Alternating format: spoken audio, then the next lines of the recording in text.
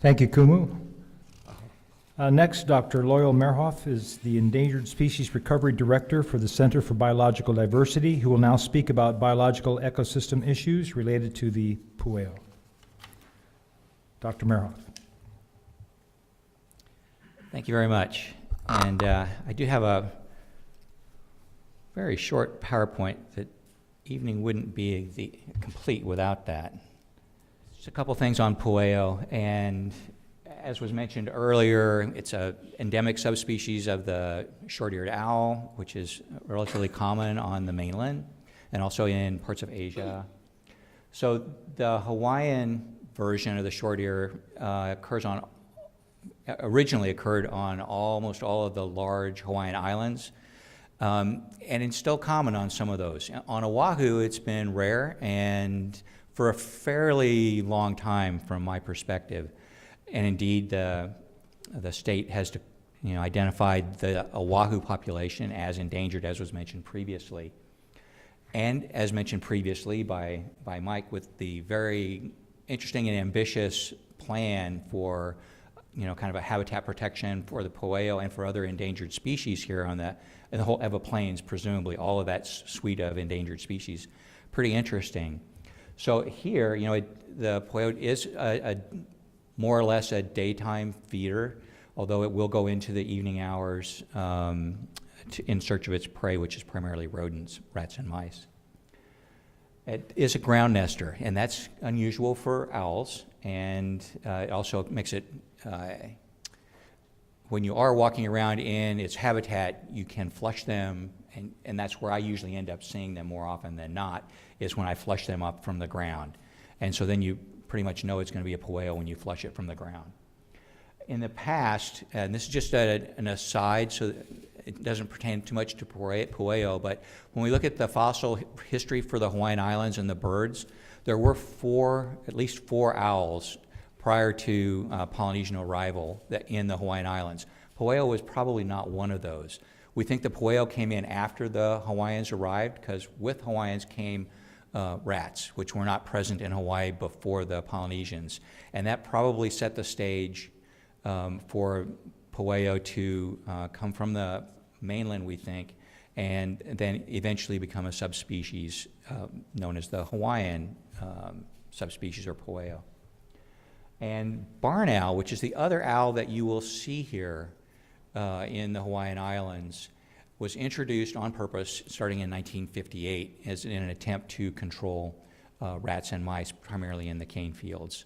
So again, this is a photo of the Pueyo. And as I mentioned before, it's not federally listed. It is, however, state listed. An unknown population size, as far as I can tell from looking at all the literature. My organization just finished a review of a lot of the endangered birds in the United States. Pueyo is not one of those endangered birds, but as part of that, we amassed quite a lot of literature on Hawaii's birds, and Pueyo, as far as we know, doesn't have a really good population estimate. And fortunately, our folks from both the U.S. Fish and Wildlife Service and from the State Division of Forestry and Wildlife are going to talk, and they'll be able to maybe explain what they do know about the distribution of Pueyo on Oahu. But I could find very little on it as far as good, solid studies. But it is thought to be declining, primarily because of the transition from agriculture to urban here, as well as maybe unknown factors. We do know that there's predation from rats and mongoose, and probably cats and dogs on Pueyo, particularly the nests, loss of habitat. We can see that all around us. And then there are some owl diseases that have had an unknown effect on the Pueyo. I do want to make sure that people know that there are some of the differences between those. I mean, just because you see an owl doesn't mean that it's a Pueyo here. There are a lot of barn owls. Barn owls are more common than the Pueyo. They're similar size, although the Pueyo is a tad smaller. Again, generally speaking, if you see something in the daylight, you may think it's going to be a Pueyo, but actually barn owls can be seen during the day as well, particularly if you flush them from their roost, which when I've done it in the past has been either trees or cliff areas. When you're back in gulches, you can flush something out of the cliffs, and a lot of times it'll be a barn owl. Habitat, Pueyo is typically thought as being much more open habitat. but they can go into some trees, and of course barn owls will cover both of those. Nesting, though, Pueyo on the ground, barn owl in trees or buildings, hence the name barn owl, but they're not obviously restricted to barns. The face, and I'll show you a couple pictures. Look at the face. You'll see that the face is very heart-shaped in a barn owl and more rounded in a Pueyo, and the underside is brown streaked in the Pueyo and either white, very white. They look quite white at night when you see them, or more honey colored underside, particularly in the females. So here's some photos. The two on the left are Pueyo, the two on the right are barn owls. Nope, I don't know exactly whether I can do that. Top one? There we go.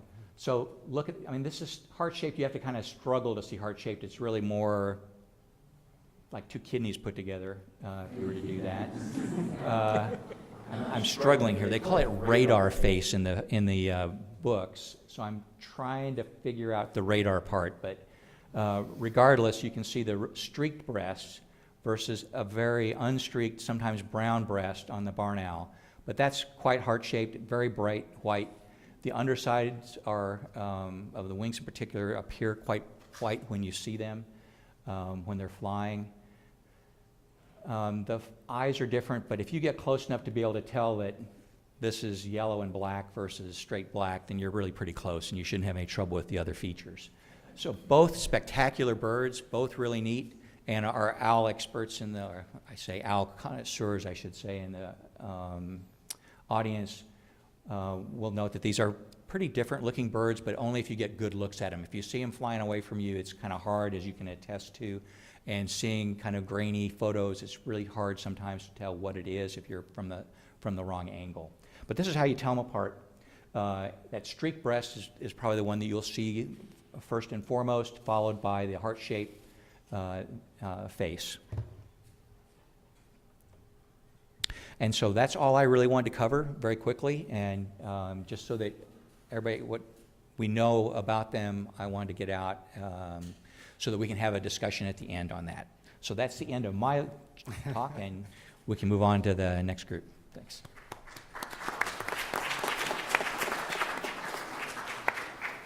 Thank you, Dr. Mehrhoff. Before we go on, I'd like to acknowledge Representative Andrea Tupola, who represents District 43, which is my district. Thank you for coming, Andrea. Come to the agencies for review, because that's something that we would pick up on. And the other side of that, unfortunately, is that the laws are written for the lowest common denominator, and it makes the honest people suffer. And it's something that any research you can do to document what happened, any documentation, records, if you can find it in old photographs, all of those things will be taken into account. There is a beautiful and mysterious creature who lives in our forests and fields. The old stories call him the guardian of the forest. It's said that if you were lonely or lost or afraid, this guardian would find you and take you safely home. He's known as the Hawaiian owl, the Pueyo.